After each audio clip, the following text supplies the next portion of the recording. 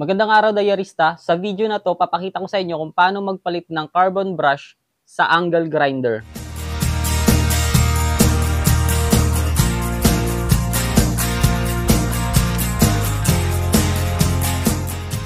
Maraming klase ng mga angle grinder at carbon brush. Iba-iba yan, depende sa unit at saka sa brand. Katulad na lang nitong Lotus. Itong Lotus na angle grinder, sa loob siya pinapalitan ng carbon brush. Bubuksan mo talaga yung pinaka body niya, tsaka yung carbon brush niya ganitong tsura. Yan, ganyan. Pero yung pinaka commonly used kasi na grinder, yung entry level kasi na grinder, yung katulad ng ganito, lalo na may mga OEM na mga lumalabas na brand, yung mga peke. Yung mga ginagaya lang yung brand, katulad nito, ito DeWalt, pero hindi ito original na DeWalt. Ganito yung itsura niya, yung carbon brush niya mas madaling palitan, ito lang yun. So kakalanganin mo lang ng flat screwdriver para mabuksan to, at saka mo makikita yung pinaka carbon brush niya sa loob. So ang gagawin mo, syempre make sure na naka-unplug muna yung saksakan para maiwasan ng disgrasya. Then ito, pipihitin nyo lang to, tatanggalin nyo lang.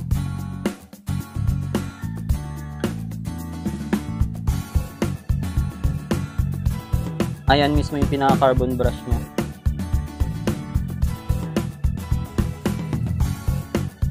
Ayan.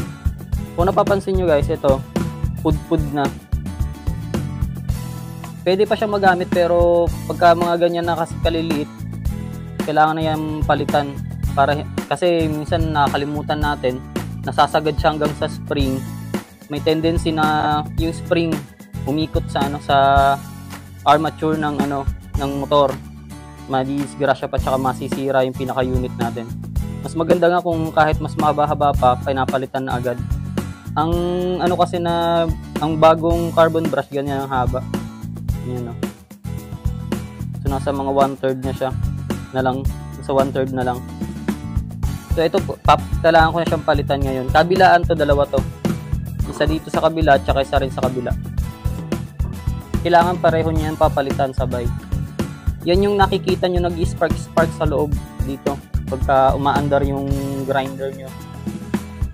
Pagka nag-spark, hindi po yun sira, normal lang po yun. Yan, tatanggalin nyo lang ng ganyan, saka sasalpak nyo lang din to. Ano naman yan ayan, may guide naman Hindi kayo magkakamali dyan kahit mabaliktad yan, pag ganyan o pag ganito, okay lang yan. Baliktara naman yan. Kasi yung armature, huhulma pa yan dito magkakaroon yan ng curve. Kusa yung huhulma sa carbon. Yan, gaganyan nyo lang, susok-sok nyo lang ng ganyan. Tsaka nyo sasara uli yung pinakatakip.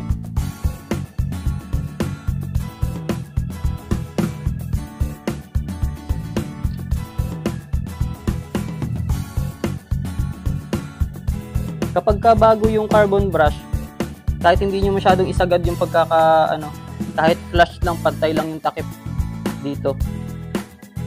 Kahit hindi nyo masyadong fitting kasi makapal pa naman yun, tsaka may spring pa siya, magtutulak dun sa carbon.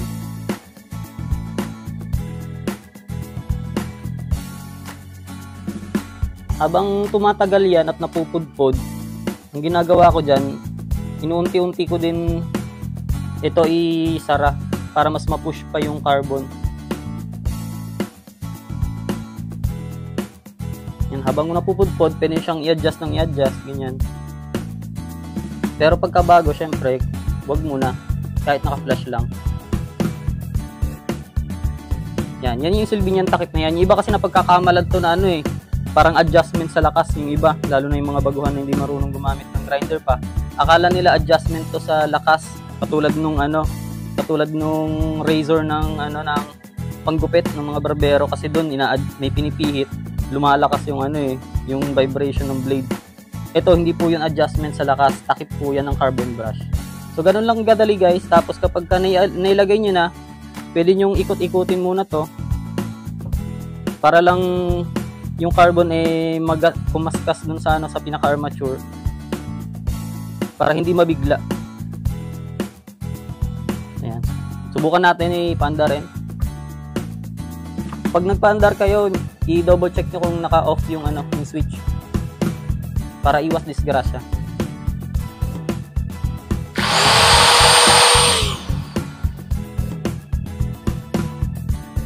Hindi kita yung spark.